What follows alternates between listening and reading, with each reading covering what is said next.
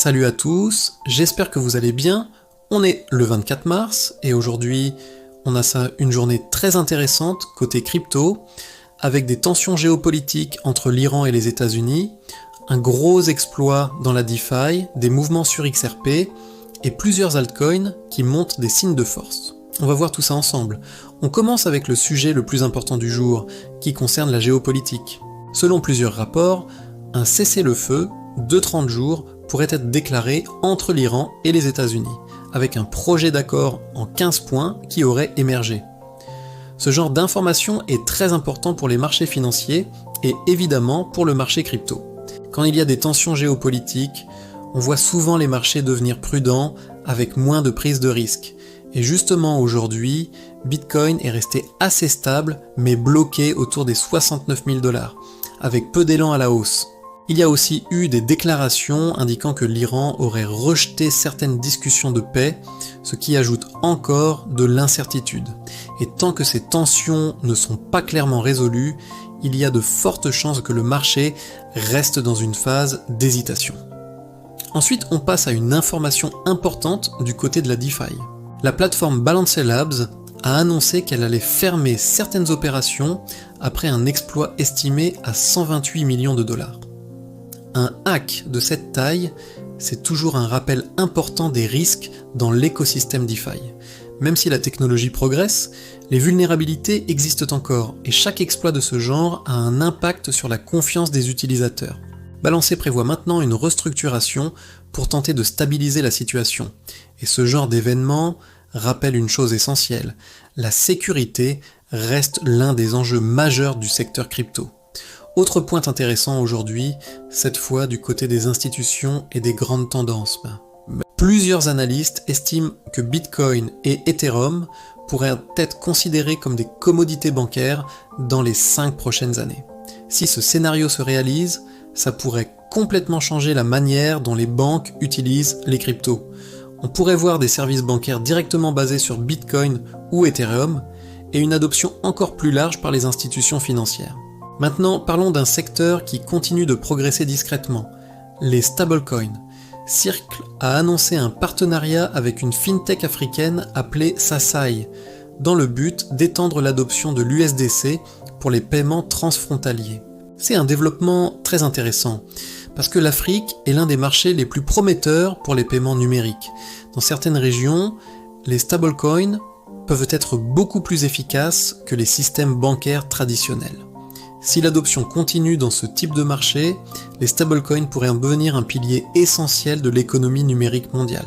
Du côté des altcoins maintenant, plusieurs tokens ont attiré l'attention aujourd'hui.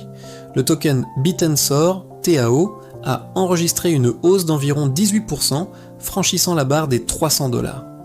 Mais malgré cette hausse, il fait face à une résistance importante qui dure depuis environ 4 mois. Ce genre de situation est souvent décisif. Soit le prix casse cette résistance, soit il se fait rejeter et consolide à nouveau. Donc clairement, TAO est un actif à surveiller dans les prochains jours. Un autre projet qui attire l'attention, c'est l'Artificial Superintelligence Alliance avec le token FET, qui a progressé d'environ 16%. La thématique autour de l'intelligence artificielle reste très forte dans le marché crypto et beaucoup d'investisseurs continuent de s'y intéresser. Ensuite, parlons de XRP qui revient une fois de plus dans l'actualité. Une nouvelle analyse évoque la possibilité que l'État du Missouri envisage d'inclure XRP dans certaines réserves financières locales.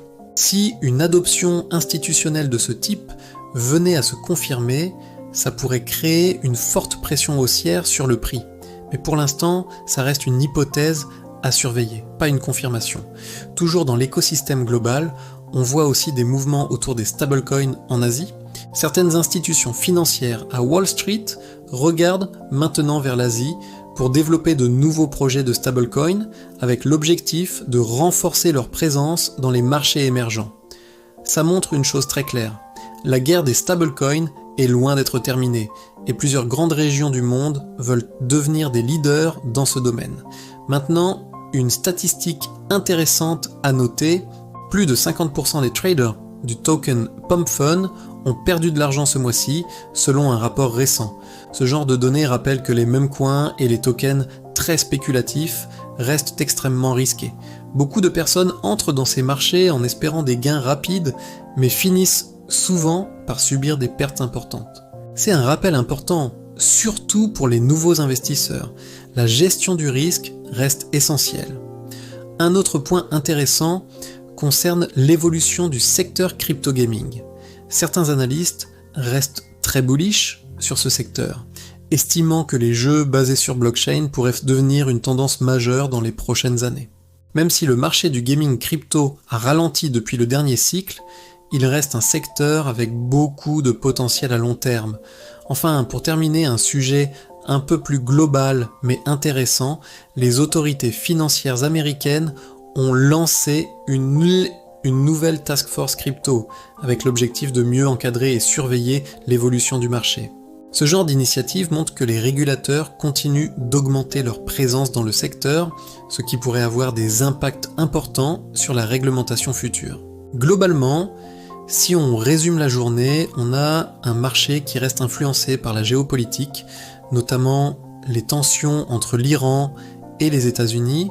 On a aussi un rappel important des risques avec l'exploit sur Balancer, pendant que certains altcoins liés à l'intelligence artificielle continuent de montrer de la force.